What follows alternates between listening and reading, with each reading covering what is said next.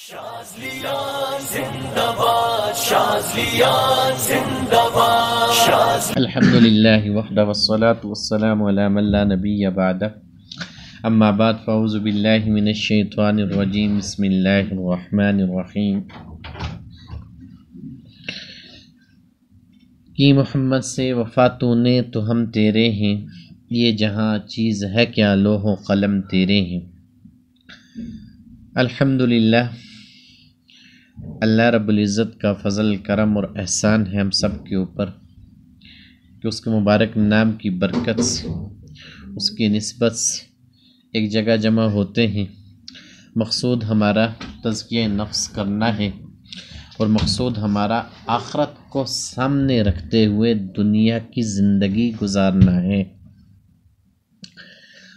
اور اس اللہ رب العزت کا اس سے بڑھ کے احسان ہم سب کے اوپر کہ رمضان المبارک کے مقدس مہینے میں ہم سب کو پہنچایا، اور اس مبارک مہینے میں ہم سب کو صالح عمل کی توفیق دے رہا ہے۔ خوش نصیب انسان وہ ہوتا ہے، مسلمانوں کے لحاظ سے بات کر رہا ہوں، کہ جس کو اللہ رب العزت کسی بھی موقع کے اوپر عمل کی توفیق دے دے اور وہ انسان اس عمل کو کر لے اللہ کا حکم سمجھتے ہوئے اور جناب رسول اللہ صلی اللہ علیہ وسلم کی اطاعت کرتے ہوئے، اور اس حکم کی تعمیل کرتے ہوئے کسی قسم کی دشواری کا سامنا اس کو نہ ہو اور وہ اس کو بھاری نہ لگ رہا ہو اور اس چیز کو وہ بوجھ نہ سمجھ رہا ہو، دل و جان سے اس عمل کو کر لے، اختیار کرے، قبول کرے، تو وہ انتہائی خوش نصیب انسان ہوتا ہے۔ بسا اوقات ہوتا یہ ہے، کوئی انسان بھی کسی بھی لحاظ سے کوئی بھی عمل کرے، وہ سمجھتا ہے میں عمل کر رہا ہوں، اس میں میرا کمال ہے، میں نماز پڑھ رہا ہوں، میں قرآن پڑھ رہا ہوں، میں تہجد گزار ہوں، دیگر نیکیاں کرتا ہوں۔ ایک چیز یاد رکھیے گا، اس سب کے اندر انسان کا کوئی کمال نہیں ہے، بلکہ رب کی ذات ہوتی ہے جو انسان کو توفیق دے رہی ہوتی ہے نیکی کرنے کی۔ رب کی ذات کی توفیق ہوتی ہے، اس کو توفیق دے رہی ہوتی ہے متقی بننے کی۔ رب کی ذات ہوتی ہے جو اس کو توفیق دے رہی ہوتی ہے اپنی ذات کے آگے سر بسجود ہونے کی۔ رب کی ذات ہوتی ہے جو اس کو توفیق دے رہی ہوتی ہے جناب رسول اللہ صلی اللہ علیہ وسلم کی فرما برداری کرنے کی۔ ورنہ انسان کی مجال کہ خود سے کوئی معاملہ کر سکے، اس کا نفس ہی اس کے لیے کافی ہوتا ہے، جس چیز کے اوپر اس نے اس کو ہلایا ہوا ہوتا ہے۔ اب ہر ایک بخوبی جانتا ہے نا، کس کا نفس کس چیز کے اندر ہلا ہوا ہے، کس کے نفس کے اوپر کس چیز کا اثر موجود ہے۔ انسان اپنی زندگی کے اندر مختلف معاملات کرتا ہے، مختلف حالات سے گزرتا ہے، مختلف چیزیں اس کی زندگی کے اندر وقوع پذیر ہوتی ہیں جو اس کی زندگی کا حصہ ہوتی ہیں، اور وہی چیزیں اس کے وجود کے اوپر اثر انداز ہوتی ہیں، چاہے وہ اس کی زندگی کی اچھائیاں ہوں، چاہے وہ اس کی زندگی کی برائیاں ہوں۔ اب وہ چیزیں اس کے ساتھ جڑی ہوئی ضرور ہوتی ہیں، اور صرف نہ جڑی ہوتی ہیں بلکہ وہ اپنا اثر اور تاثیر بھی اس کے وجود میں رکھتی ہیں۔ اب یہی خاصہ فقط ذکر اللہ کے اندر ہے، یہ خاصہ صحبت کے اندر ہے۔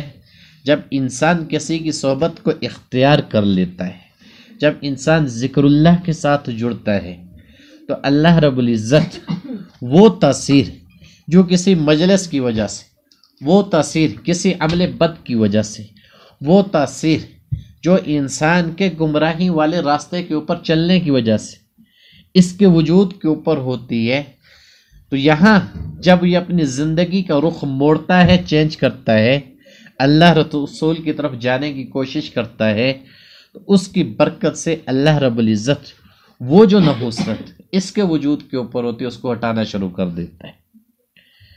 جہاں اس کی ذات کو عمل کروانا مشکل ہو رہا ہوتا ہے، وہ عمل کروانا آسان ہو جاتا ہے۔ جہاں اس کی ذات کو جناب رسول صلی اللہ علیہ وسلم کی فرما برداری کروانی مشکل پیش آ رہی ہوتی، یہاں آسانی کے ساتھ یہ اپنی ذات کو اس چیز سے گزار دیتا ہے۔ اب یہی مقصود ہے کہ ہم انسان تو سارے ہیں، زبان سے کلام کرنے والے، آنکھوں سے دیکھنے والے، عقل و شعور رکھنے والے، اب اللہ رب العزت کی مان کے چلنے والے کتنے، جناب رسول اللہ صلی اللہ علیہ وسلم کی مان کے چلنے والے کتنے ہیں؟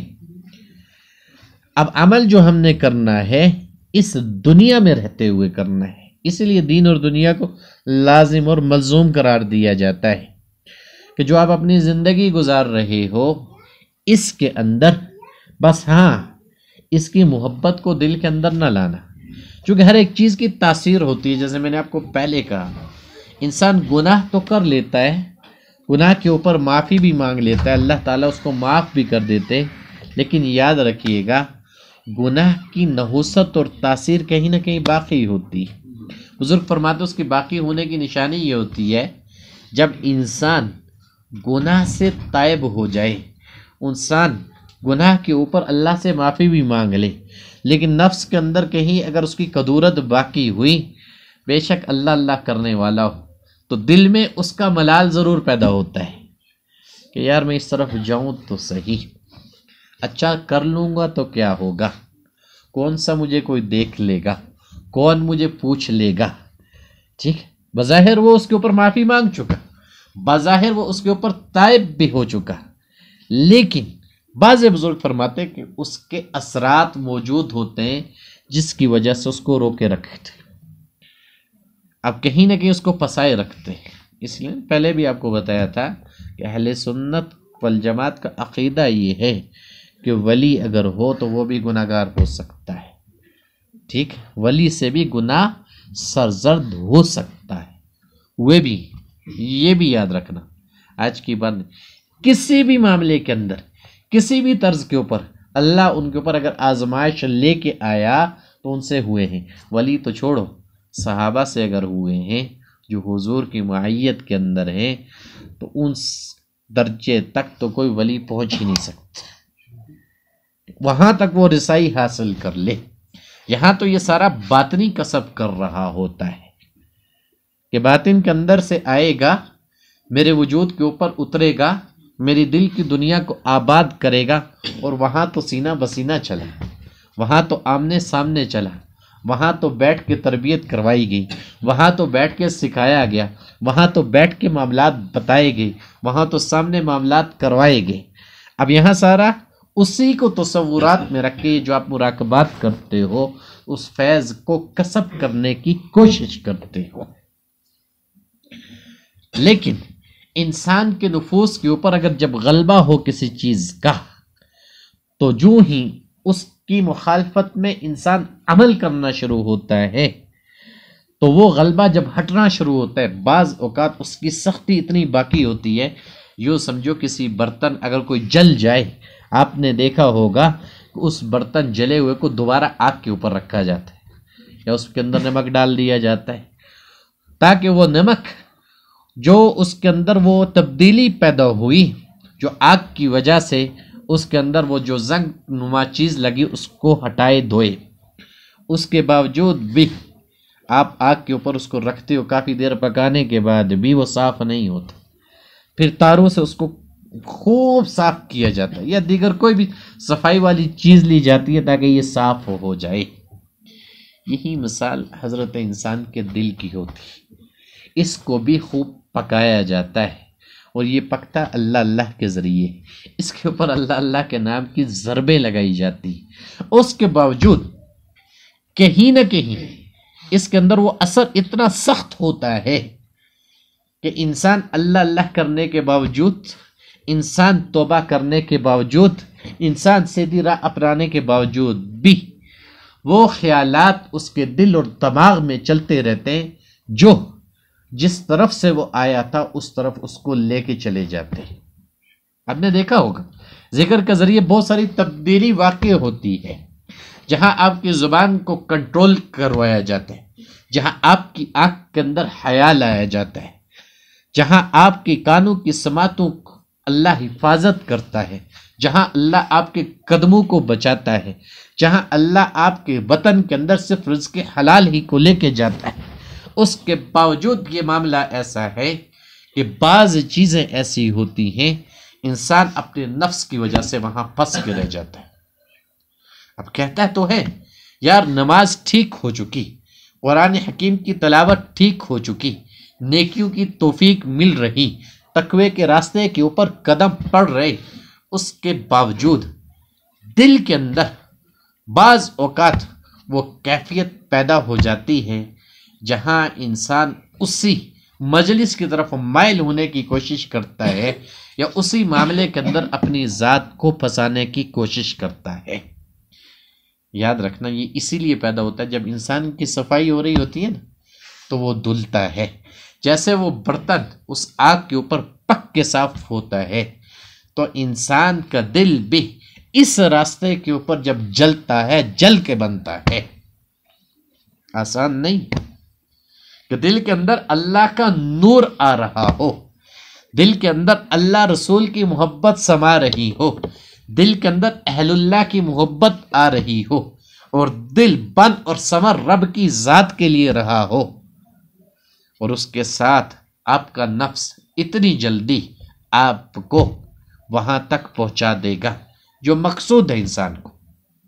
ظاہری طور پہ مقصود یہ ہے، یاد رکھیے، کوئی بڑی چیز نہیں کہ آپ میں سے ہر ایک کا کشف کھلا ہوا ہو، آپ میں سے ہر ایک کا دم چل رہا ہو، چونکہ حکمت کے ساتھ بھی تعلق ہے نا، چلہ کشی کرتے ہیں، علاج المعالجہ بھی کرتے ہیں۔ مقصود یہ ہے کہ آپ کا پڑھنے والا ہر قدم شریعت کے اوپر، صرف باطن ہی مقصود نہ تھا، باطن کے اندر جناب رسول اللہ صلی اللہ علیہ وسلم کی تربیت کروائی گئی، جو آپ علیہ الصلاۃ والسلام کو غار حرا کے اندر بھیجا گیا، جہاں آپ علیہ الصلاۃ والسلام اپنے جد کے طریقے کے اوپر اللہ کا ذکر کیا کرتے تھے۔ ذکر کے بعد پھر وہ روشنیاں ظاہر ہوئی، ذکر کے بعد پھر وہ فرشتہ آیا۔ اب اس کے اندر یہ چیزیں اس لیے کر رہا ہوں، بارہا سمجھائی بھی ہیں کہ علم باطن موجود ہوتا ہے، اور علم باطن وہ انوارات جب انسان کا دل جذب کرنا شروع کرتا ہے تو اللہ اس کے اوپر کھولنا شروع کر دیتا ہے، پھر اللہ اس کی زبان سے ان الفاظ کو، ان کلمات کو ادا کروانا شروع کرتا ہے، پھر اللہ اس کو شرح صدر کروا دیتا ہے۔ اب محنت اس کی اس لیے ہوئی کہ اپنی اصلاح کر سکے، محنت اس کی اس لیے ہوئی اپنے آپ کو سیدھی راہ کے اوپر چلا سکے، محنت اس کی جس چیز کے ذریعے ہوئی اللہ کے ذکر کے ذریعے، اب وہ تاثیر جب بنی، اب بننے کے بعد اس تاثیر نے اپنا اثر اس کے اوپر چلانا شروع کر دیا، جیسے وہ گناہ کی نحوست ہوتی ہے نا کہ انسان کا دل سیدھے راستے کے اوپر چلنے کے باوجود بھی چاہ رہا ہو تو اس طرف جانے کا، اپنے قدموں کو لے جانے کا، اسی طرح جب خیر آنا شروع ہوتی ہے نا تو خیر کے اندر زیادہ برکت اور زیادہ اضافہ ہوتا ہے۔ بعض اوقات جب دل کے اندر محبت بڑی ہوئی ہوتی ہے، اللہ اس کو وہ مشاہدہ کروا دیتا ہے کہ جو اس کے وہم و گمان میں بھی نہیں ہوتا۔ وہاں جیسے شر بڑھتا ہے، یہاں خیر اس صورت کے اندر بڑھتا ہے، جہاں پھر یہ اللہ سے ہم کلام ہو رہا ہے، محبت ہے نا، اس کے اوپر کوئی فتویٰ نہیں رکھ سکتا، ہر ایک کی عقیدت جدا ہوتی ہے۔ مثال یہی لے لو، موسیٰ علیہ السلام کا زمانہ ہے اور ایک شخص کو دیکھ رہے ہیں، اللہ سے محبت کھو چکی، اب اس محبت کے اندر ان الفاظوں کو ادا کر رہا ہے، اللہ تو میرے پاس ہوتا نا تیرے سر میں کنگھی کرتا، تو میرے پاس ہوتا نا میں تیرے سر کو اس طرح سنوارتا، تیرے بالوں کو۔ اب اللہ تو وجود سے پاک ہے، اب ہمارا عقیدہ یہ ہے کہ اللہ وجود سے پاک ہے۔ یاد رکھیے گا، اللہ کو وجود کے اندر قید ہی نہیں کیا جا سکتا۔ اللہ ہے کہ اللہ نور السماوات والارض، اللہ نور ہے آسمانوں کا اور زمینوں کا۔ الرحمن علی العرش استوى، عرش کے اوپر وہ مستوی ہے اپنی شان کے مطابق، کوئی اس کو الفاظوں میں بیان نہیں کر سکتا، چاہے موسیٰ کا دیکھنا ہو، جناب رسول اللہ صلی اللہ علیہ وسلم کا وہاں تشریف لے جانا ہو، یہ اللہ کی شان ہے، اور نہ اللہ کو کسی وجود کے اندر قید کیا جا سکتا ہے۔ اب بہت سارے یاد رکھنا صوفی بھی ایسے ہیں، تصوف میں چلنے والے، جو اللہ کو وجود کے اندر حلول کا وہ عقیدہ رکھتے ہیں، جبکہ یہ ناجائز ہے، حرام ہے، چونکہ وجود سارے بنائے کس نے؟ اللہ نے۔ جب وہ وجود اتنے بنانے کے اوپر قادر مطلق ہے تو اس کو کسی وجود میں آنے کی کیا ضرورت ہے؟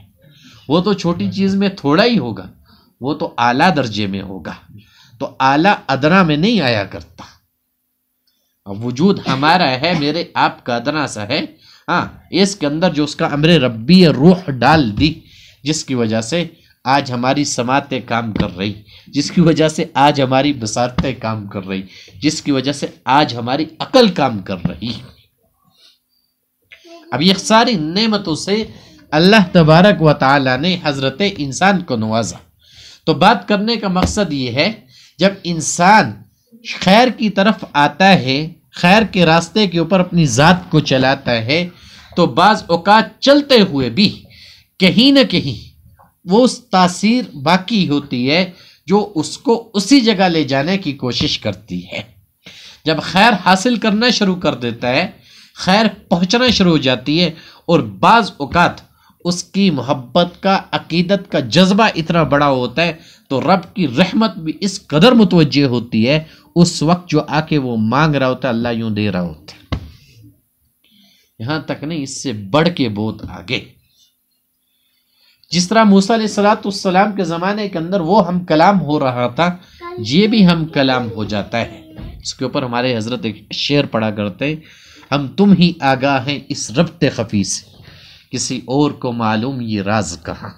تو بات حقیقت ہے کہ جس دل کے اندر اللہ آتا ہے، اللہ سماتا ہے، وہی جان سکتا ہے، کوئی دوسرا اس کے علاوہ جان نہیں سکتا۔ اب اس دل کے اندر آیا، اللہ آیا کیوں؟ اللہ کرنے کی وجہ سے، اس جگہ کو بنانے کی وجہ سے کہ آپ نے اللہ کیا، اس اللہ نے وہ تاثیر پیدا کی، وہ نور جب آیا، وہ ظلمات، وہ حجاب جو آپ کی اس چیز کے آڑے آ رہے تھے، کہ جو آپ کی باطنی بصیرت جس کو آپ سے روکے ہوا تھا، وہ ہٹنا شروع ہو گئی۔ اب وہ محبت اللہ کی پیدا ہونا شروع ہو گئی۔ جب پیدا ہونا شروع ہوتی ہے تو پھر اس انسان اس محبت میں بہنا شروع ہو جاتا ہے،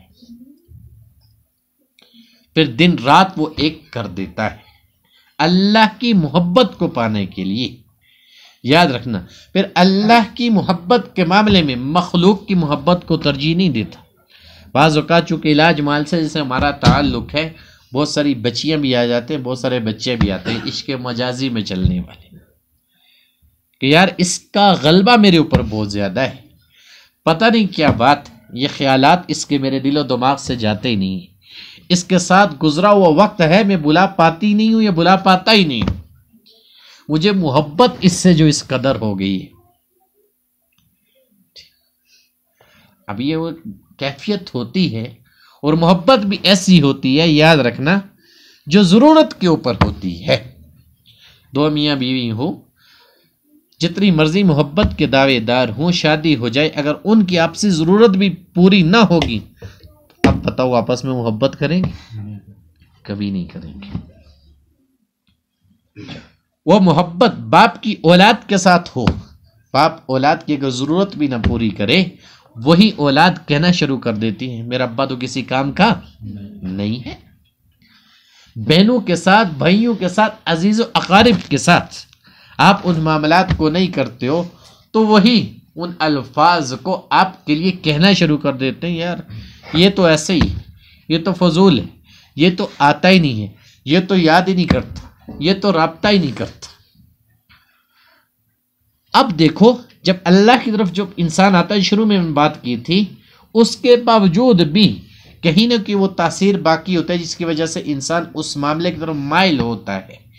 اسی طریقے سے جو انسان نفس میں جتنا چلتا ہے، اتنا نفس کا غلبہ اس کے اوپر ہوتا ہے۔ اب عشق والوں کا کچھ زیادہ ہی ہوتا ہے، آج کے زمانے سے نہیں چلا آ رہا، حضور کے زمانے میں بھی ایسے موجود تھے، بعد کے زمانے میں بھی ایسے آئے کہ نفس میں چلے اور اس کا نفس کا غلبہ ان کے اوپر آیا اور ان کی عقل سلب ہو گئی اور انہوں نے اپنی منزل اسی کے اندر سمجھ لی، اس کے علاوہ ان کو کچھ دکھائی نہ دیتا تھا۔ قیس کی مثال لے لو، لیلا اور مجنو کی۔ بادشاہ وقت کو پتہ چلتا ہے کہ ایک شہزادہ ایک عورت کے پیچھے مجنون ہو چکا۔ اس نے کہا یہ تو بڑی خوبصورت ہوگی، باقیوں سے بڑی نرالی ہوگی، بڑی جدا ہوگی۔ اس نے کہا یار اس کو بلاؤ، میرے سامنے لے کے آؤ۔ اب کرنا ایسا تھا، اکثریت نے لکھا بھی ہے اس کے اوپر، وہ رنگت کے اعتبار سے کالی تھی، کوئی اتنی پرکشش نہ تھی، لیکن جس کی آنکھ کے اندر وہ چیز پیدا ہو جائے تو اس کو گدھا بھی اور گدھی بھی حسین لگنا شروع ہو جاتی۔ یہ ہوتا ہے، فطرت ہے انسان کی۔ اب جو بلایا گیا، سامنے بادشاہ وقت نے نگاہ ڈالی، اس نے ایک ہی الفاظ کہے، اس نے کہا اوہو یہ تو اس کے پیچھے پاگل ہوا ہے، اس کے پیچھے مجنون ہوا ہے، اس کے اندر کون سی ایسی چیز، اس سے تو خوبصورت میری باندی ہے۔ اب اس عورت نے جب ان الفاظ کو سنا، محبت تھی نا، جن الفاظوں کے اندر انسان کو گرفتار کیا جاتا ہے، جو وہ تاثیر پیدا ہوتی ہے، انسان کہتا ہے یار مجھے اس نے بڑی قسمیں، بڑی وعدے، بڑے قول اقرار کیے تھے۔ اب وہ بادشاہ وقت سے کہتی ہے تو میرے حسن کو دیکھ سکتا ہی؟ اس نے کہا کیوں؟ اس نے کہا میرے حسن کو دیکھنے کے لیے مجنوں کی آنکھ چاہیے، میرا حسن ایسا ہے۔ تو کیسے میرے حسن کے ساتھ انصاف کر سکتا ہے کہ تیری بانی مجھ سے زیادہ خوبصورت ہے؟ یہ تو مجنوں سے پوچھ جو میرے حسن ہی کی خاطر دیوانہ ہو گیا۔ کیا تھا؟ وہ نفس کا غلبہ تھا، ہر زمانے میں چلا آ رہا ہوتا ہے نا، پھر زمانہ ان کی مثالیں دیا کرتا ہے، اب انجام کا ان کا کیا پتہ، اللہ ہی جانے، اس کو تو ہم بیان نہیں کر سکتے، لیکن ظاہری طور کے اندر بھی زمانے کے اندر ان کو اللہ نے ایک عبرت کے طور پہ پیش کیا، ہر ایک ان کی مثال دے رہا ہوتا۔ اب وہی انسان جب اللہ کی طرف بڑھنا شروع ہوتا ہے، اب نفس سے وہ غلبہ ہٹنا شروع ہوتا ہے، اس کو اپنی محبت کی پہچان بھی ہونا شروع ہو جاتی ہے۔ یاد رکھنا، جہاں اس کی محبت دنیا کے اندر نفس کی وجہ سے تھی، اب وہی اس کی محبت اللہ کی طرف ہونا شروع ہو جاتی۔ اس کی مثال بھی دیکھ لو، حضرت زلیخا، حضرت یوسف کی شادی نہیں ہوئی، جب نفس کا معاملہ تھا، کوئی حربہ زلیخا چھوڑتی نہ تھی کہ کیسے یوسف کو متوجہ کیا جائے، کیسے وہ میری طرف دیکھے، مجھ سے بات کر لیں، صحیح، کوئی موقع ضائع نہ جانے دیتی تھی۔ جب اللہ نے ہدایت دے دی، حضرت یوسف کے نکاح میں آ گئی، جب اللہ کی طرف متوجہ ہو گئی، وہ نور ہدایت دل کے اندر آ چکا، اب کیا تھا؟ اب وہ جانماز تھی اور زلیخا تھی، اب وہ اللہ اللہ کیا کرتی تھی اور کہتی تھی اب اس دل میں اللہ کی محبت آ چکی ہے، اب اس دل میں مخلوق کی محبت نہیں آ سکتی، اور نکاح میں نبی کی۔ پھر اللہ نے وہی بھیجی یوسف علیہ السلام کے اوپر، بھائی اس نے تو سارا رخ ہماری طرف کر لی ہے، اس کے دل کے اندر ہماری محبت آ چکی ہے۔ یا نبی اللہ، ایک وہ وقت تھا جب یہ نفس کے اندر تھی تو آپ کی طرف توجہ کی ہوئی تھی، آپ کو بھٹکانا چاہ رہی تھی، اس وقت ہم آپ کی حفاظت کر رہے تھے، اب آپ کے لیے جائز ہو چکا، حلال ہو چکا، لیکن اب محبت کا تقاضا بدل چکا۔ اس وقت محبت آپ کے ساتھ تھی، آپ خلق کے اندر تھے اور اس کے اوپر غبار نفس کا تھا، اب اس کی محبت ہماری ذات کے ساتھ ہو چکی اور ہم خلق کے اندر نہیں، ہم خالق ہیں، لہٰذا یہ آپ کو بلا بیٹھی، جاؤ جاؤ اس کو کہو کہ اس سے اللہ نے آپ کو اولاد دینی ہے اور ان کو بھی اللہ نے نبوت عطا کرنی ہے۔ اب وہی زلیخا جو پیچھے بھاگنے والی تھی، یوسف علیہ السلام نے جا کے کہا اللہ کی بندی آجا میری طرف ذرا، اب اللہ کا یہ حکم آ چکا، پہلے تو متوجہ کیا، اس نے کہا یوسف اب جس کو تجھ سے محبت ہے، میری محبت اس سے ہو چکی، اس کی محبت میرے دل میں آ چکی، مجھے آپ نہیں چاہیے۔ اس نے کہا اللہ کی بندی میں اپنی ذات کے لیے نہیں کر رہا ہوں، میں اپنے نفس کے لیے نہیں کر رہا ہوں، اس وقت بھی میں نے اپنے نفس کو روکے رکھا، اللہ نے بچائے رکھا. اب یہاں میرے رب کا حکم آ چکا کہ اللہ نے تیرے ذریعے مجھے اولاد دینی ہے، تیرے ذریعے میرا نسب آگے بڑھنا ہے. اس نے کہا اچھا یہ بات ہے، اللہ کا حکم آ چکا، میں راضی ہوں معاملات کے اوپر. یعنی مطلب کیا ہے کہ جب انسان کے اوپر نفس کی وجہ سے کوئی غلبہ ہو اور اپنے نفس کی وجہ سے کسی سے محبت کر رہا ہو تو وہ اس کا غبار اتنا زیادہ ہوتا ہے جو عقل کے اوپر پردہ ڈال دیتا ہے، جو آنکھیں ہوتے ہوئے بھی انسان کو اندھا کر دیتا ہے، جو کان ہوتے ہوئے انسان کو بصارت سے محروم رکھتا ہے، سماعتوں سے محروم رکھتا ہے. یہ کیفیت اس کی بنی ہوئی ہوتی ہے. لیکن جو ہی رجوع اللہ کرنا شروع ہوتا ہے تب جا کے اس کو اپنی محبت کی سمجھ آنا شروع ہوتی ہے. اب اس کو پتہ جو چل رہا ہوتا ہے کہ نفس کے اندر کیا خامی ہے اور کیا خوبی ہے، کیا کمزوری ہے اور کیا کمالات ہیں، معاملات کس کے لیے ہیں. جب یہ چیزیں کھلنا شروع ہوتی ہیں پھر وہی چیز ہٹنا شروع ہوتی ہے.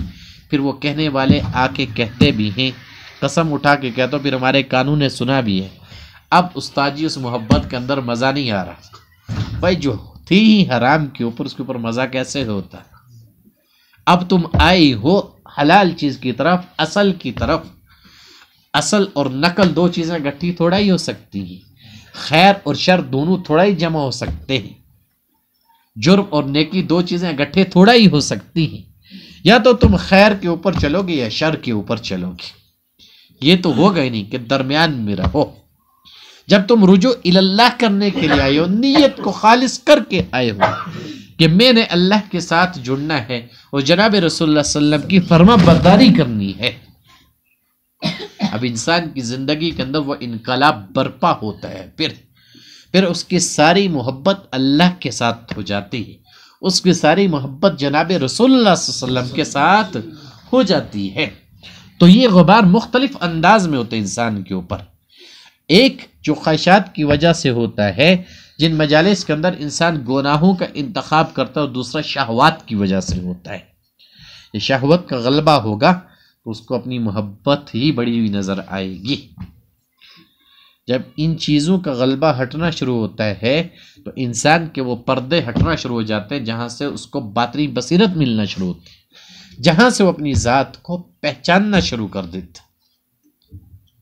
بس ہماری محنت یہ ہے کہ انسان دنیا میں رہتے ہوئے محنت اس انداز میں کرے کہ اپنی ذات کو پہچاننے والا ہو، اس کے بعد اللہ کو جاننے والا ہو. کیوں؟ اپنی ذات کو جاننے والا ہوگا، اللہ کو پہچاننے والا، اس کے بعد وہ اللہ کو ماننے والا ہوگا. اس کی اطاعت کے اندر پھر اس کو کوئی تنگی نہ ہوگی، اس کو تہجد گزاری کے لیے کوئی مشکل پیش نہ آئے گی، اس کو اپنی زبان کو کنٹرول کرنے کے لیے کسی دوسرے سے سننا نہ پڑے گا، اس کی خیر سے سارے لطف اندوز ہوں گے، اس سے شر سے اللہ دوسروں کو بچائے گا.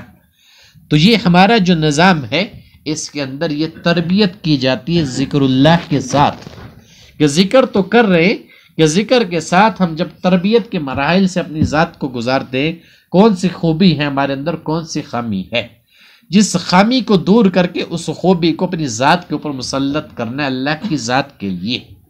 ایک طرف تصوف کا حصول یہ ہے اخلاق حمیدہ کو حاصل کرنا، کہ ہر اخلاق رذیلہ، ہر وہ بری عادت ہمارے وجود سے باہر نکل جائے. اب ہمارے پاس آنے والے جتنے بھی چھوٹے ہوں، بچے ہوں، بوڑھے ہوں، ایک وہ لوگ کہ جنہوں نے اپنی زندگی کے اندر بہت ساری چیزوں کا مشاہدہ کر لیا، بہت سارے ادوار دیکھ لی، اب اس عمر تک پہنچ چکے جہاں وہ نصیحت اور وصیت کر رہے ہوتے ہیں، دوسروں کو سمجھا چکے ہوتے ہیں. کیوں؟ ان کی زندگی ہی ان کو بہت سارا سبق سکھا چکی ہوتی ہے. وہ تو عقل و شعور کے ان منازل کو طے کر چکے ہوتے ہیں، کیونکہ 60 سال 70 سال کے بعد انسان کی عقل نے تازہ نہیں ہونا ہوتا. یاد رکھنا، وَمَن نُعَمِّرْهُ نُنَكِّسْهُ فِي الْخَلْقِ. اللہ قرآن میں یہ کہتا ہے کہ جس کی عمر کو اللہ بڑھاتا ہے تو اس کی عادات کو بچپن میں لوٹا دیتا ہے. جس کی عمر کو اللہ بڑھاتا ہے اس کی عادات کو بچپن میں لٹا دیتا ہے. اس لیے آپ نے دیکھا ہوگا بعض بڑی عمر کے لوگ اور بعض چھوٹے بچے جیسے بڑی عمر کے آدمی کا ضد کرنا ایک چھوٹے بچے کا ضد کرنا آپس میں برابر ہو جاتا ہے۔ اب چلو وہ زندگی کا ایک مشاہدہ تجربہ ان کے پاس ہوتا ہے، اور ایک وہ آدمی جو نئے سرے سے ہمارے پاس آ رہا ہو، تو ہمارا مقصد بھی یہ ہوتا ہے کہ یار اس کو بہترین انداز کے اندر اس کی تربیت کی جائے، جہاں اس کی زبان کو سنوارا جائے، جہاں اس کو اس کی نگاہوں کے متعلق بتایا جائے، جہاں اس کے قدموں کی حفاظت کروائی جائے، اور جہاں اس کو شریعت مطہرہ کے اوپر چلایا جائے، اور وہ اہمیت اس کے دل کے اندر پیدا ہو جائے، اور دوسری طرف اللہ کے ذریعے اس کو ایسی محنت کروائی جائے کہ اللہ کی یاد میں مست رہے۔ پتہ ہے کس طرح مست رہے؟ اس کی مثال احیاء العلوم میں امام غزالی رحمۃ اللہ بڑی عجیب دیتے، فرمانے لگے چونکہ اس کے اندر بھی خاصا محبت کا ہے، جو انسان اللہ کے قریب ہوتا جاتا اس کو اللہ سے محبت بڑھتی جاتی، جو انسان رسول اللہ صلی اللہ علیہ وسلم کے قریب ہوتا جاتا اس کو حضور سے محبت بڑھتی جاتی ہے۔ تو جب اللہ رسول سے محبت ہو جائے تو وہاں دنیا میں انسان نفس کی وجہ سے کرتا ہے، اور یہاں انسان جان کو لٹا کے بھی وہ کہتا ہے ابھی میں نے محبت کا حق ادا نہ کیا۔ صحابہ کہتے تھے نا فدا کا امی و ابی یا رسول اللہ صلی اللہ علیہ وسلم۔ ایک صحابیہ کا معاملہ آتا ہے، حضور علیہ الصلوۃ والسلام نے مدینہ منورہ کے اندر جب جہاد کا حکم دیا تو اس کے گھر کے اندر کوئی نہیں تھا، پہلے اس کا بھائی شہید ہو چکا تھا، خاوند شہید ہو چکا تھا، باپ شہید ہو چکا تھا، ایک فقط بچہ تھا 2 سال کا دودھ پیتا ہوا۔ اب اس بچے کو اٹھایا اور جناب رسول اللہ صلی اللہ علیہ وسلم کے پاس لے آئی۔ حضور نے کہا تو کیوں آئی ہے؟ کہا رسول اللہ صلی اللہ علیہ وسلم اس بچے کو لے کے آئی ہوں۔ کہا اس بچے کو کیوں لائی ہے؟ کہا اس لیے لائی ہوں کہ یہ اللہ کے راستے میں جو مجاہدین جہاد کر رہے ہیں ان کی ڈھال کے طور پہ کام آئے گا۔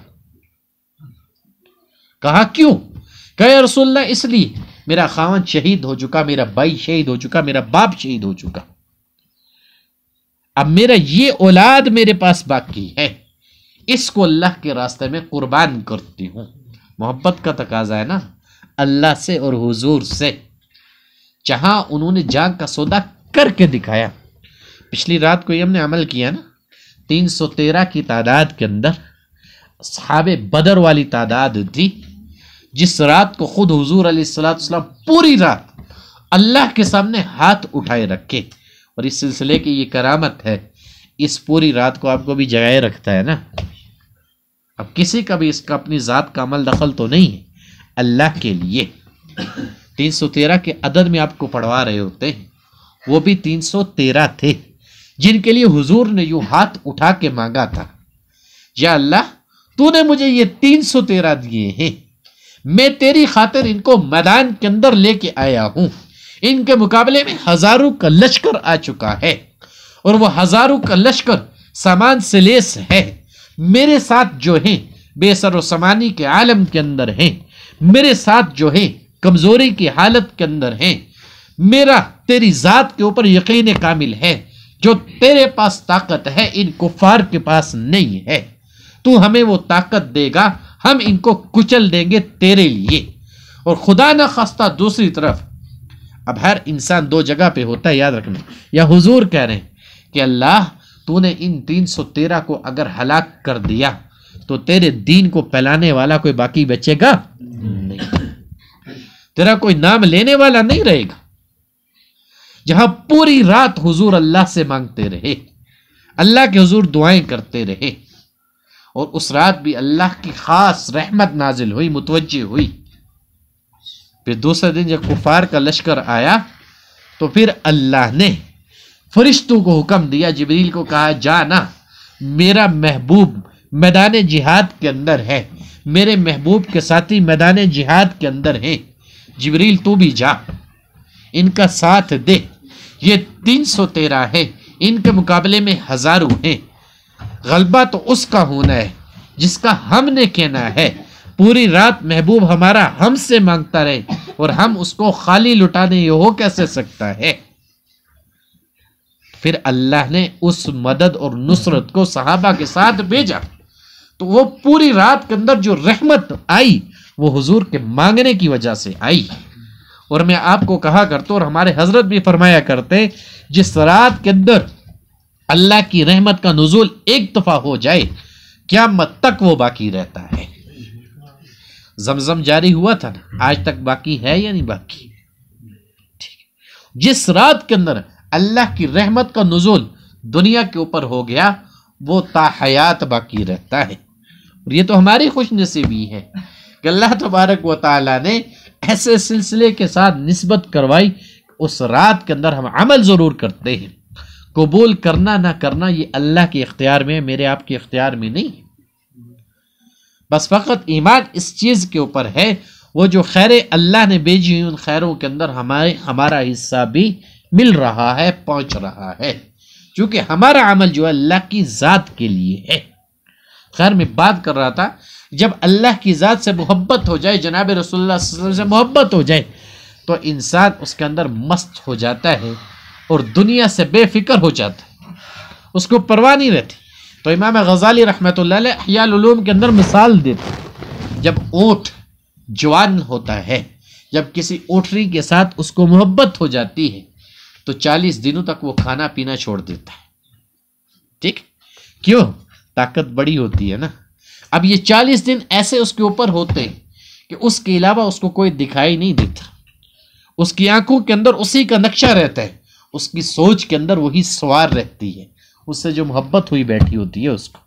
اور اس دوران اگر عام دنوں کے اندر اگر 1 من وہ وزن اٹھا رہا ہوتا ہے تو اس دوران اگر 10 من وزن بھی رکھ دیا جائے وہ اس کو اٹھا لیتا ہے، اس محبت میں آ کے۔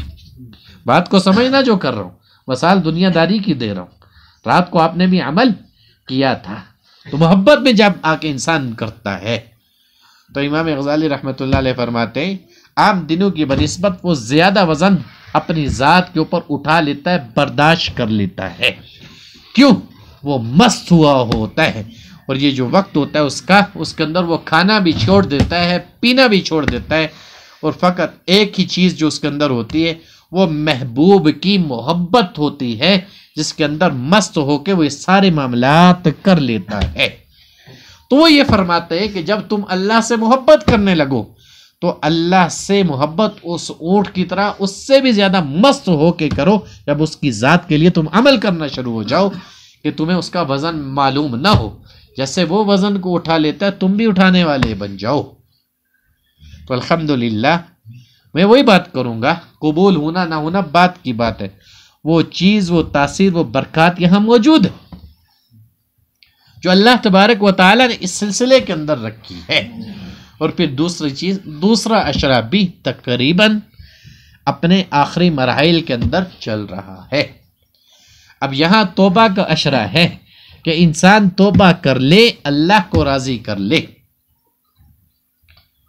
اب توبہ اسی صورت کے اندر انسان کرتا ہے جب وہ کسی کی صحبت کو اختیار کرتا ہے، چاہے وہ علماء کے پاس چلا جائے، چاہے وہ صلحاء کے پاس چلا جائے، چاہے وہ صدیقین کے پاس چلا جائے، چاہے وہ کسی ایسی جماعت کے ساتھ بھی چلا جائے جہاں اس کو اللہ کے راستے کے اوپر چلنے کا طریقہ کار بتلایا جائے، سکھلایا جائے۔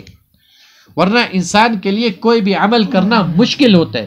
میں نے شاید پہلے بھی آپ کو مثال دی ہے، ابراہیم بن ادم رحمۃ اللہ علیہ کے پاس شخص آتا ہے، کہتا ہے میں جانتا بھی ہوں، میں مانتا بھی ہوں، مجھے علم بھی ہے، لیکن عمل کرنا بڑا دشوار ہو رہا ہے، اس لیے یہ بات کر رہا ہوں رمضان کی مطابقت سے کہ یہ اشرا ہاتھ سے نکل نہ جائے۔ پتہ نہیں ہمیں رحمت کا پہلے میں حصول ہوا یا نہیں ہوا، پتہ نہیں اس کے اندر ہمیں اللہ توبہ کی توفیق دے رہا ہے یا نہیں، پتہ نہیں جو آخری آئے گا وہاں سے جہنم کی خلاصی کا پروانہ ہمیں ملے گا یا نہ ملے گا۔ تو آنے والا شخص آ کے کہتا ہے یا ابراہیم السلام علیکم ورحمۃ اللہ، شیخ بھی کہتے ہیں وعلیکم السلام ورحمۃ اللہ، کچھ سوالات تھے، سوال کرنے آیا ہوں، مجھے ان کے جوابات چاہیے۔ میں نے سنا آپ بڑے شیخ، بڑے آپ کے مریدین ہیں، لوگوں کو اللہ کی طرف بلاتے ہو، لوگوں کو رسول اللہ صلی اللہ علیہ وسلم کے راستے کے اوپر چلاتے ہو، تو میں بھی کچھ جاننا چاہتا ہوں۔ علم میرے پاس ہے، میں علم کی مطابقت میں عمل نہیں کر سک رہا ہوں، میں جانتا ہوں، جاننے کے باوجود اپنی ذات کو عمل کے میدان میں نہیں گزار سکتا۔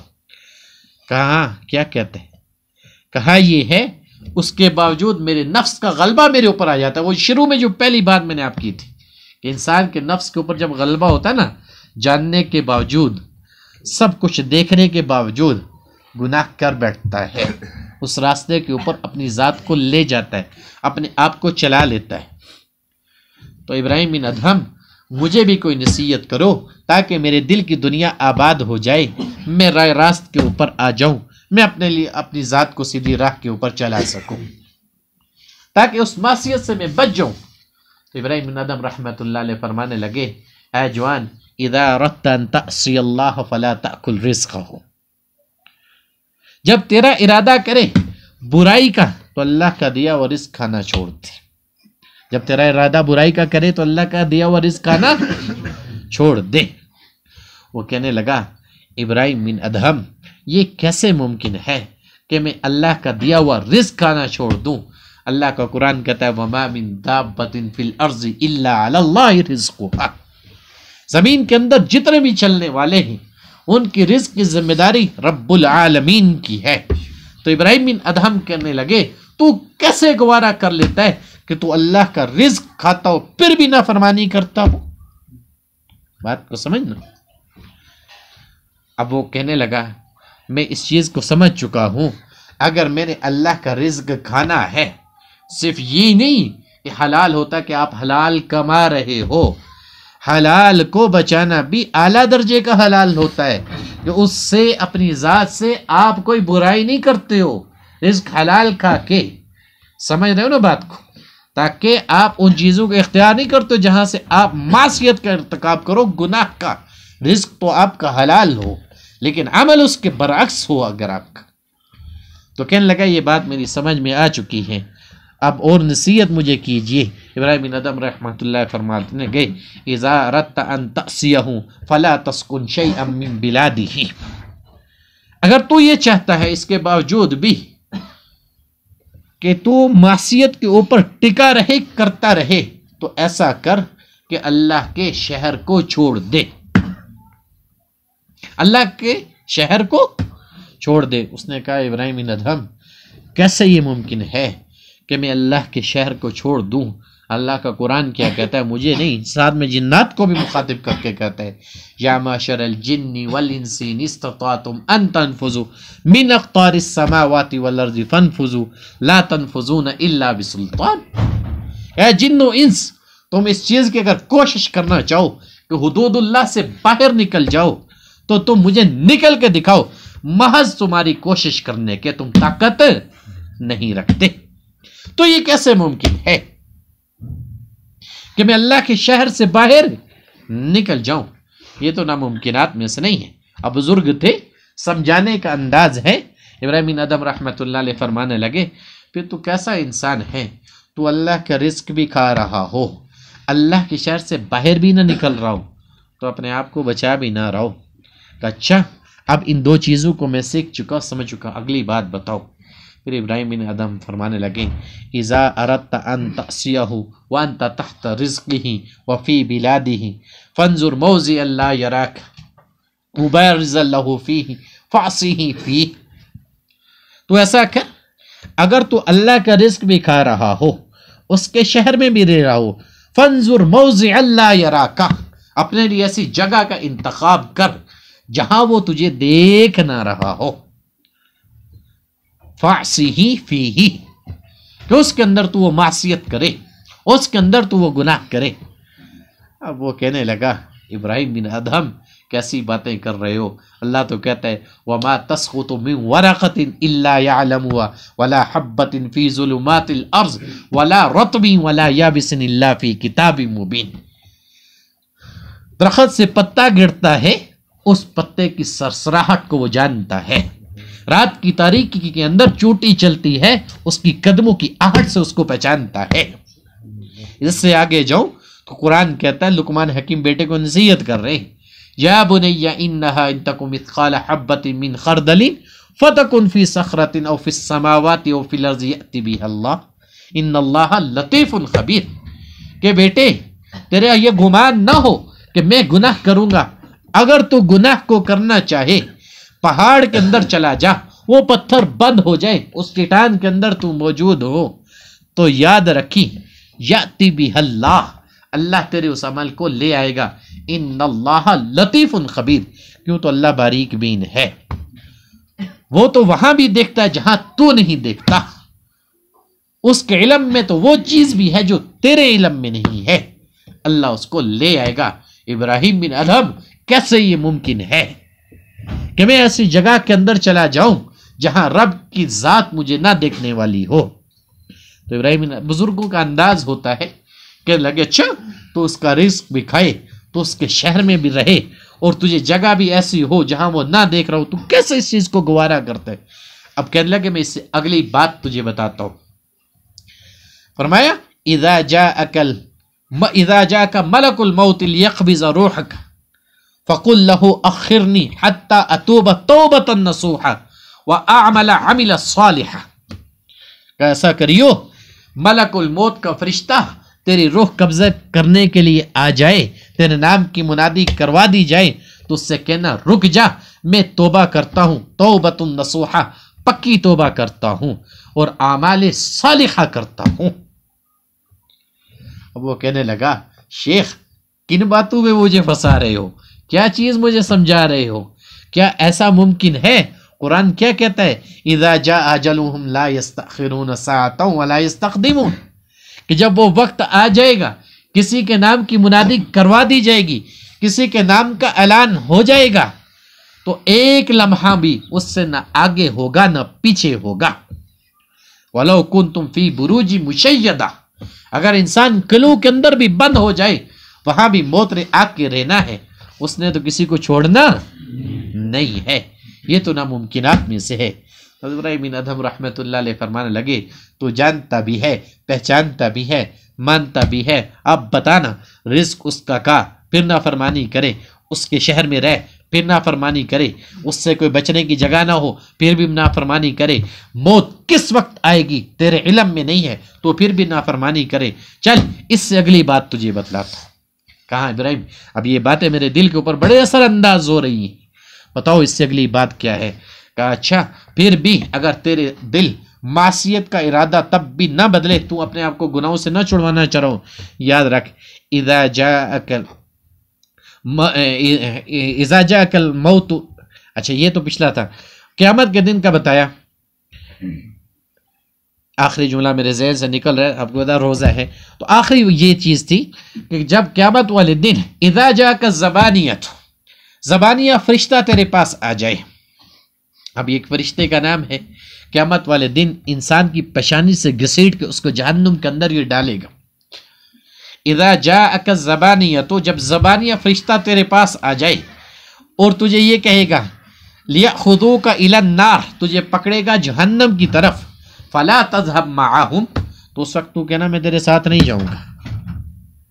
جب وہ فرشتہ آئے گا اللہ اس کو حکم دے گا کہ یہ دنیا کے اندر میرا نافرمان تھا، اس نے میری نافرمانی کی، میرے حکموں کی اطاعت نہ کی، میرے نبی کی اطاعت نہ کی، ساری زندگی ایسے گزار دی. چلو زبانیہ کے اوپر ہی بات کر رہے تھے. الم یعلم بان اللہ یرا، کیا نہیں جانتے کہ تمہیں اللہ دیکھ رہے ہیں؟ کلا لئن لم ینتہی لنصفعا بالناصیہ، ہرگز تمہیں ایسا نہیں کرنا چاہیے تھا. کیا مطلب؟ اللہ کے حکموں کے خلاف نہیں جانا چاہیے تھا، حضور کے حکموں کے خلاف نہیں جانا چاہیے. لئن لم ینتہی لنصفعا بالناصیہ، ہرگز ایسا نہیں کرنا چاہیے، تمہیں پیشانی کے بالوں سے پکڑ کے کھینچا جائے گا. ناصیۃ کاذبۃ خاطیہ، ایسا انسان جھوٹا بھی ہوگا، خطا کار بھی ہوگا، اور اس کی پیشانی کے ساتھ اس کو پکڑا جائے گا. فلیدع نادیہ، پکارنا اپنے مجلس والوں کو. اب دنیا کے اندر جن مجالس میں جا کے اپنی ذات کو خراب کیا کرتا تھا، جن معاملات کے اندر اپنی ذات کو پھنسا کے چڑھتا تھا، اب اللہ کہہ رہا ہے فلیدع نادیہ، بلانا اپنے مجلس والوں کو. اللہ کہہ رہا ہے سندع الزبانیہ، ہم بھی زبانیہ کو بلائیں گے. اب وہی فرشتے کی بات میں آپ سے کر رہا ہوں، اس کو اللہ وہاں حکم دے گا. فرمایا اذا جاءك الزبانیۃ، جب زبانیہ تیرے پاس آ جائے گا یوم القیامت، قیامت کے دن، اور تجھے وہ جہنم کی طرف لے کے جا رہا ہوگا، فلا تذهب معهم، تو کہ میں تیرے ساتھ نہیں جاؤں گا. وہ شخص کہنے لگا یا ابراہیم حسبی حسبی انت شاہد انا استغفر اللہ واتوب الیہ. کافی ہے میرے لیے، کافی ہے میرے لیے، میں تجھے گواہ بناتا ہوں اور اللہ سے پکی توبہ کرتا ہوں، اپنے گناہوں کے اوپر استغفار کرتا ہوں اور اللہ سے مانگتا ہوں کہ اللہ اس کے بعد مجھے کبھی اس راستے کے اوپر مت چلا جہاں پر میرے گناہوں کا غبار میرے اوپر باقی رہے۔ تو راوی کہتا ہے جب تک وہ شخص زندہ رہا، ابراہیم بن ادم رحمۃ اللہ علیہ کی ان نصیحتوں کا اثر اس کے اوپر اتنا ہوا کہ وہ ساری زندگی پھر گمراہی کے راستے کی طرف اس نے آنکھ اٹھا کے دیکھا بھی نہیں۔ یہ کیا تھا؟ وہ اخلاص پیدا ہو گیا تھا۔ یہ کیا تھا؟ اس کی نیت کے اندر درستگی آ گئی تھی۔ رمضان مبارک کا مہینہ چل رہا ہے، اب اس کے اندر خاص انعام اور اکرام ہے۔ 5 چیزیں تو انہوں نے یہ بتائی، 5 چیزیں نبی علیہ الصلوۃ والسلام کی بتلا دیتا ہوں جو اس امت کے لیے خاص ہے۔ حضور نے فرمایا میری امت باقی امتوں سے کئی چیزوں کے اندر ممتاز ہے، رمضان میں بھی 5 چیزیں ایسی ہیں۔ پہلی چیز یہ فرمائی کہ اللہ کے ہاں میری امت کے روزے دار کی منہ کی جو بدبو ہے وہ مشک و عنبر سے زیادہ قیمتی ہے۔ دوسری چیز یہ بتلائی کہ جب میری امت کا روزے دار روزے کی حالت میں رہتا ہے تو اللہ تعالیٰ فرشتوں کو حکم دیتا ہے جب تک یہ روزے کی حالت میں اس کے لیے استغفار کرتے رہو۔